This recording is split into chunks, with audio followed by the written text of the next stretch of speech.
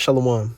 First off, I want to give all praise, honor, and glory unto Yahweh, Bahashem, Yahweh Shai, Baruch. I want to give double honors to the apostles, elders, and bishops of GMS who have taught us this word and teach us this word today. And I want to give a salutation unto the elect of the nation of Israel. This is the brother Yatazakbar with the GMS Nebraska camp. And in this lesson, I want to speak on this recent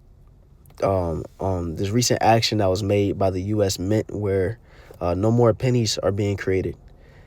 Within this bill that proposed no more pennies being created, they also mentioned nickels as well. So we're going to see that soon, Lord willing.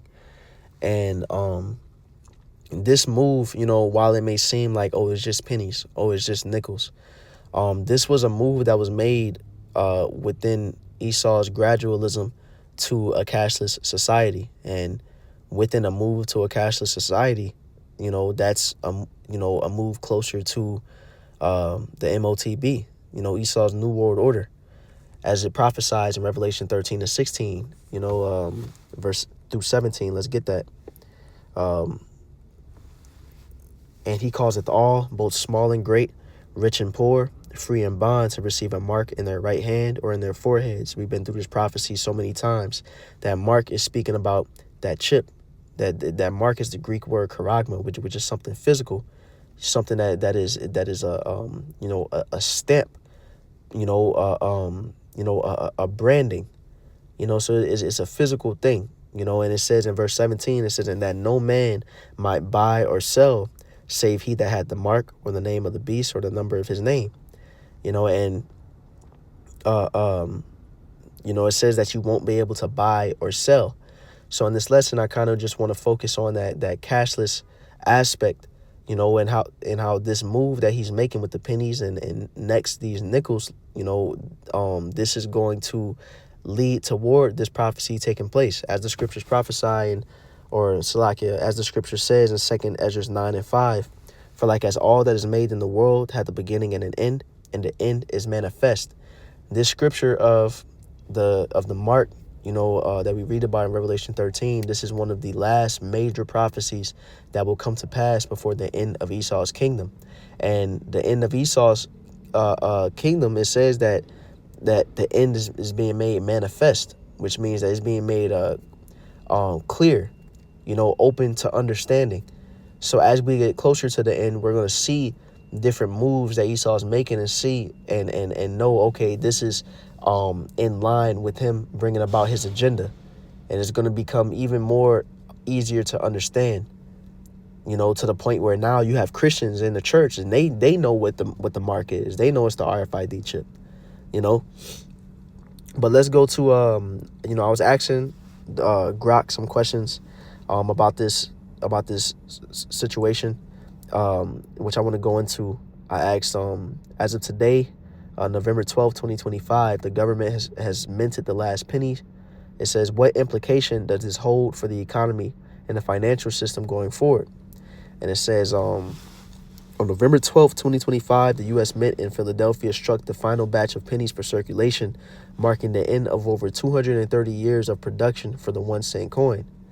This decision, announced by the Trump administration earlier in 2025, was driven primarily by the fact that producing each penny cost about 3.7 cents, exceeding its face value, leading to ongoing losses for the Treasury. So that's the thing with the penny, that it's almost 4 cents to create 1 cent.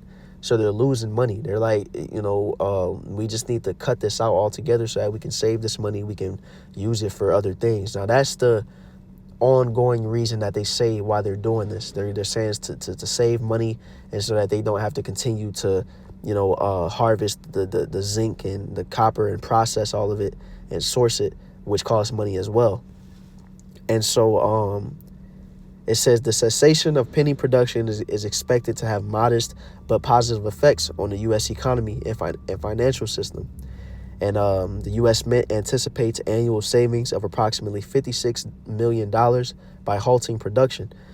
So the thing is, so what we're going to see is that eventually, as pennies are phased out, because people are still going to use pennies, but eventually they're going to get phased out of the market. They're going to get, they're going to become obsolete.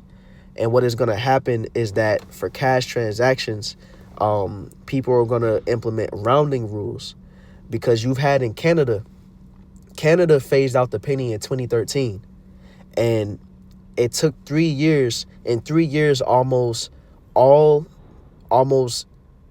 pennies were almost completely obsolete within 3 years in Canada. And once that time came where they had to make some type of rule for, getting around, that exact change that people would need to get, or the exact total that you would have to pay, they did rounding rules to where if it was 1 to 4 cents ending, then you would round down to the nearest nickel. If it was 6 to 9 cents, you would round up to the nearest nickel. So that was, that's basically what is going to have to be implemented here in the U.S. But this is all for, it makes cash, some people would say it's more convenient. Some people would say it's more inconvenient. Now, the thing is, once you bring nickels into the mix, that's when cash is going to become super inconvenient. It's going to become too clunky, because when you have small transactions, you're no longer you rounding to the nearest nickel. You're going to have to round to the nearest dime. And that's going to shave a lot of money, either from the business when they have to keep on rounding down that dime, or for the consumer that has to keep on rounding up that dime, whereas, you didn't pay that much. But when you keep on using cash, it's like you got to keep on paying a bit extra, because, you got to round to that dime. And the whole thing is just making it to where, cash is, what's the point? As a matter of fact, let's go to this real fast, because I asked our nickels next. And it says, not immediately, but the nickel is squarely in the crosshairs for future discontinuation. And that's the thing. Within this bill, they mentioned pennies and nickels being made null and void, which the bill is HR 1270. You can look it up. And it was introduced in early 2025. Now, before the year was over, boom, they hit them pennies. So we can expect nickels soon after. And as you talk to Grok about these different things, it gives its prediction on how long these different things are going to take. Men can give their prediction on how long these different things are going to take. But this is the will of Yahweh Ba'ashem Yahweh Shai. We're on the Lord's time. And the scriptures say in Matthew 24, verse 22, and except those days should be shortened, there should no flesh be saved. But for the elect's sake, those days should be shortened. So not only are the days going faster, but these prophecies are coming to pass at a faster rate. So that's why this administration just moved like that. Within the year, they're getting rid of pennies. Soon they're going to get rid of nickels, because when you read, it says, let's see. Yeah, it said that there's steeper production losses for continuing to make the nickel than compared to the penny. So you can expect them to get rid of that soon as well. And so we're going to see, this is the thing with prophecy. It's happening at a faster rate than ever before. Things are just hitting back to back to back. And that's why the scriptures say that the Lord is going to come like a thief in the night, because unless you're watching and you're being circumspect and you're being sober-minded in these days, these prophecies can sneak up on you. If you're not paying attention, this stuff is just going to happen. And if you haven't been gathering your oil or preparing for these different things, by gathering up in faith, getting closer to Yahweh Ba'ashem Yahweh Shai, then this day is going to overtake you as a thief in the night. But let's go to this right here where it speaks about the nickel, because it says, Salakia, let's see here. It says, where is it? Salakia. I'm trying to find it real fast. Oh, it says, because I asked, is this pointing towards a cashless society? It says, yes, ending the penny and likely the nickel soon is a clear step toward a cashless society. Because I want to mention, before we read on more here, as of right now in the U.S., over 80% of transactions are already digital. We're talking grocery stores, gas stations, whatever the case may be. Over 80% of, as of 2024, over 80% of transactions are digital. So they're targeting that last 15 to 10% of cash transactions, to where they're trying to make that, harder. They're trying to make that more clunky. And it says, let's read this. It says right here, it says nickels are the real tipping point. If nickels follow and HR 1270 or similar or something similar passes in 2026, rounding jumps to dimes. That's a 5% jump per transaction, enough to annoy consumers and make cash feel clunky. Once rounding hits 10 or 25 cents, cash becomes too imprecise for small purchases, and that's when businesses say just tap your phone. It's going to be better for the business if people just use digital transactions, because they're going to start losing money. That's going to be noticeable for these businesses. That's too much to round on these different transactions. And it's going to get to a point to where not only are consumers going to feel like, man, let me just use this card, let me just use this phone. The businesses is going to just implement that. And they're already doing it. That's why we're at the point to where in the US, transactions are at an 80% rate plus of straight digital transactions. Because when we look at, for example, here in downtown Omaha, when you want to pay for your parking, to pay that toll or to pay your parking spot, you got to get the app. You have to put your card on your phone and you have to pay for it there. You can't just put cash into this little machine. For example, this last job that I worked at, you had something called Company Kitchen. When you wanted to scan at the vending machine, when you want to grab your snacks or whatever, you scan at the screen. And when you was ready to pay, either you needed the app or you needed your card or you needed your phone ready to pay for it. There was no cash option. There's a lot of small businesses that's going completely to a digital payment system. And in general, that's just what is becoming more and more convenient and easier to use. At these supermarkets, you got Walmart Pay, you got Apple Pay, you got all these different things. At Amazon, you can use your palm super quick. Just scan your palm real fast. Boom, you done. You got all your card information tied to your biometric. And that's all leading to what? This beast system. This is all Esau herding everybody into being in the mentality of they've already been doing this. And really the US is lagging, because when we look at these different places around the world, in Sweden, less than 1% of their transactions use cash. When we look at when we look at Canada, less than 10% of their transactions use cash. Australia, less than 12%. So we see these different places around the world. The US is following after them. The US is and they're going to catch up. We're talking about a cashless society, but that's the thing. Esau isn't just going to is not in a ban cash policy, but the infrastructure is favoring using things digitally. So Salaki, let me go back to a good spot here.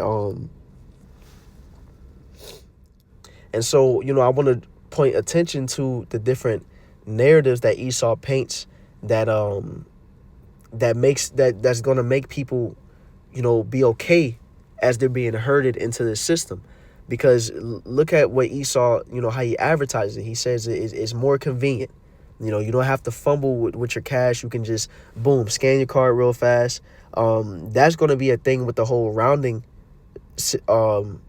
situation, because different states point towards how this rounding is just another form of tax, so they want to ban it. But other than that, these businesses is going to be like, man, just use your phone, bro. This is just like the easier way to do it. Just use your card. This is the easier way to do it.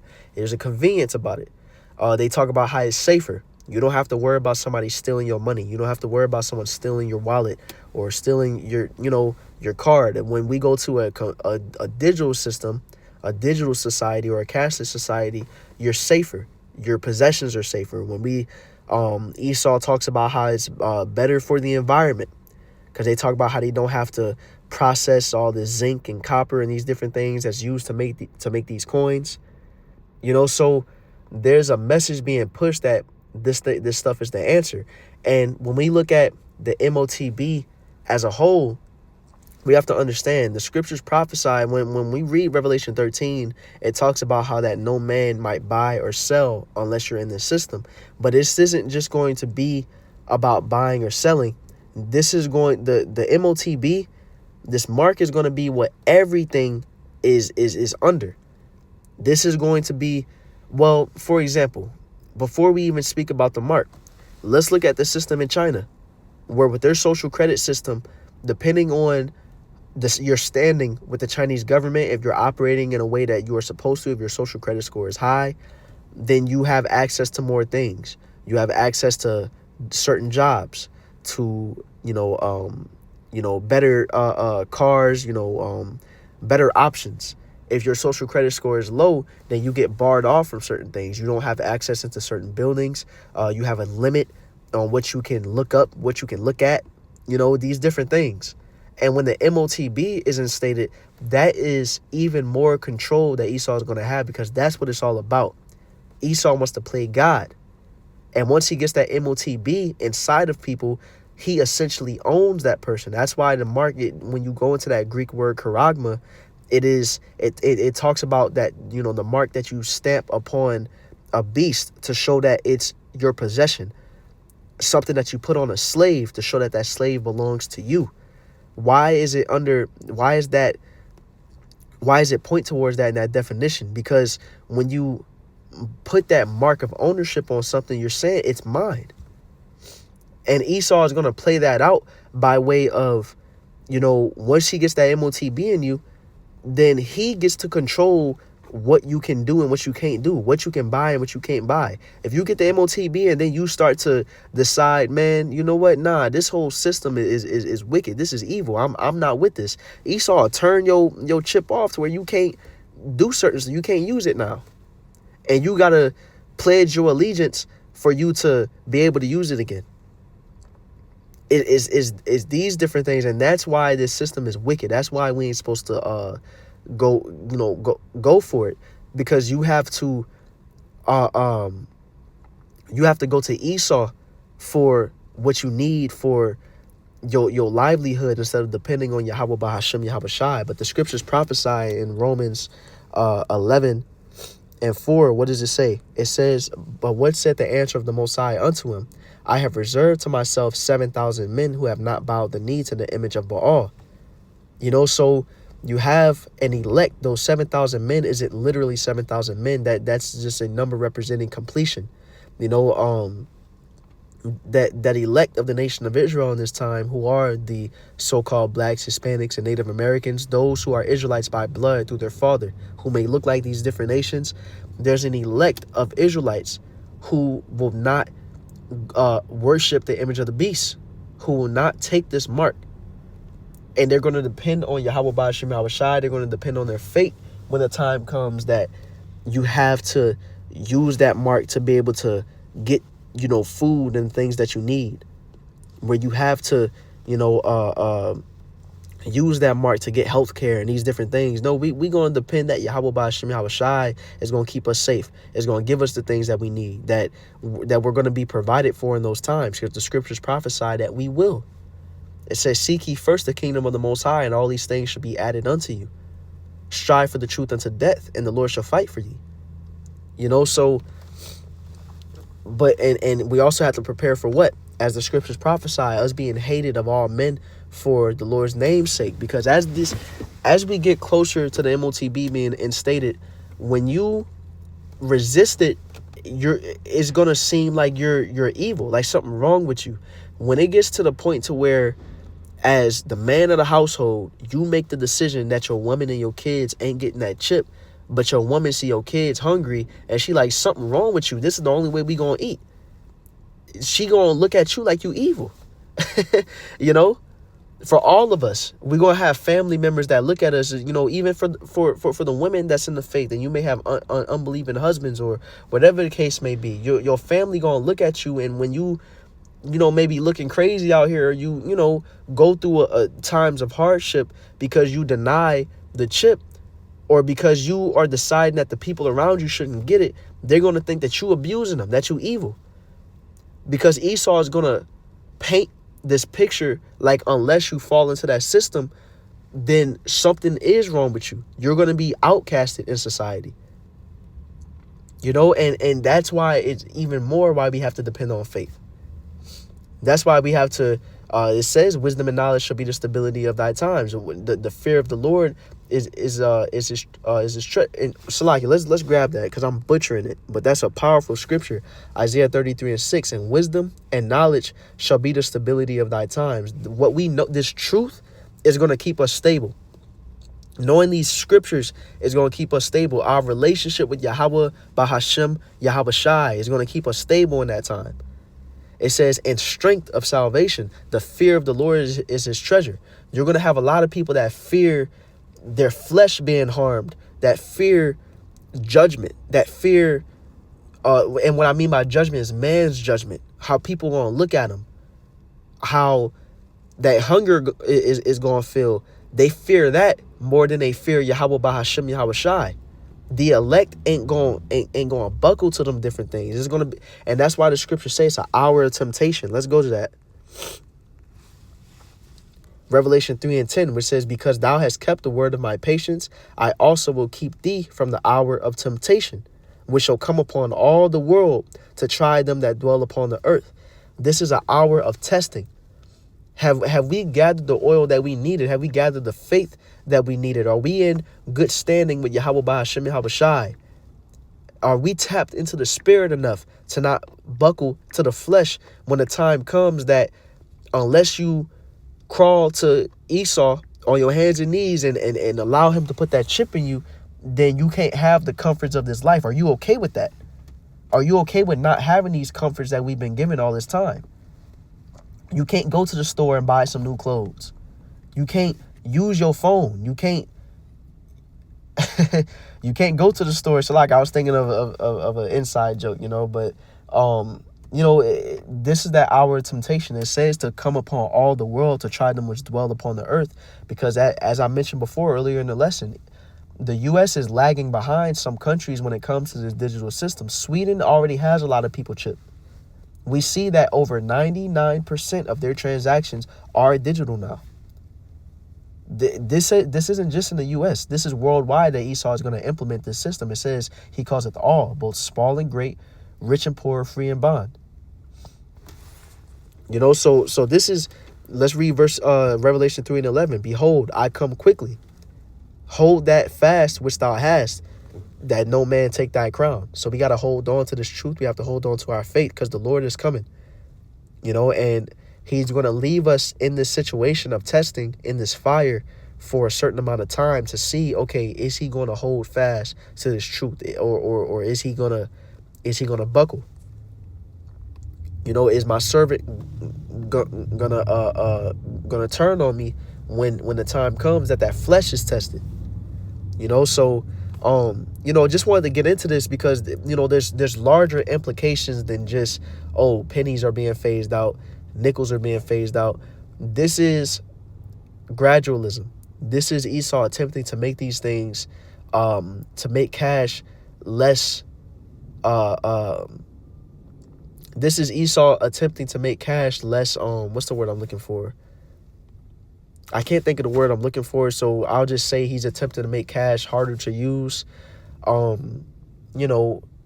Make it more inconvenient. Change up the system. Make it to where, man, I can't use pennies and nickels no more, or I gotta do change this way, or people gonna look at it and they really watch. This isn't gospel, but I would assume, I speak as a man, that they're going to really point out in the news once they get rid of nickels as well, Lord willing. They're going to really point out that, see, now that you got to round up to the dime on your totals in the store, this is another tax. And they're going to get people even more mad at that. They're going to really point that out, that's a form of a tax that adds up over time. And people going to be like, man, yeah, let me just use this digital form, because that cash, that's making me lose more money.